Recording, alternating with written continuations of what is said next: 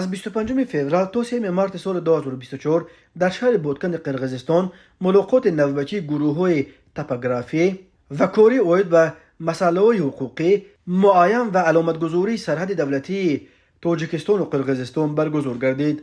اما با وجود یک هفته دوام کردن مذاکره ها طوری به نظر می رسد این دور مذاکرات بدون کدام نتیجه انجام یافته است، زیرا در اطلاعیه که هر دو جانب با مضمون همسان نشر کردند چیزی درباره معین کردن قطعه‌های مرزی و امضای پروتکل درباره نتیجه های ملاقات گفته نشده است. در اطلاعیه رسمی با زبان خشک پروتکلی تنها گفته شده است که جانب‌ها اوید به تعیین گزارش خط سرحد دولتی تاجیکستان و قرقیزستان در قطعه‌های باقی مانده پیشنهادهای خود را مبادله نمودند. در مورد ادامه دادن کار در ملاقات نوبتی که در قلمرو جمهوری تاجیکستان برگزار می شود توافق به دست آمد.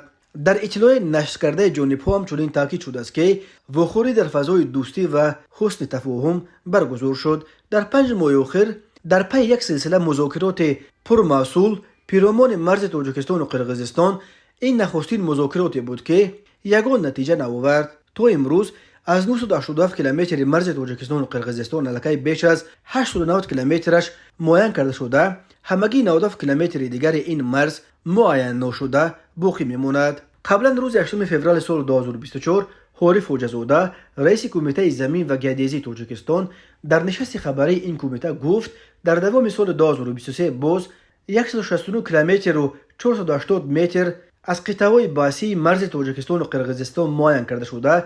در عموم الکی 889 کیلومتر و 450 متر مرز تاجیکستان و قرقیزستان موافق کرده شده است. مذاکرات مرزی بین تاجیکستان و قرقیزستان بعد چند سال رکود تازه از ماه اکتبر سال 2023 یک باره صورت گرفت و در 4 ماه اخیر دو جانب توانستند الکی 192 کیلومتر قطعه‌های باسی مرزی را مشخص کنند.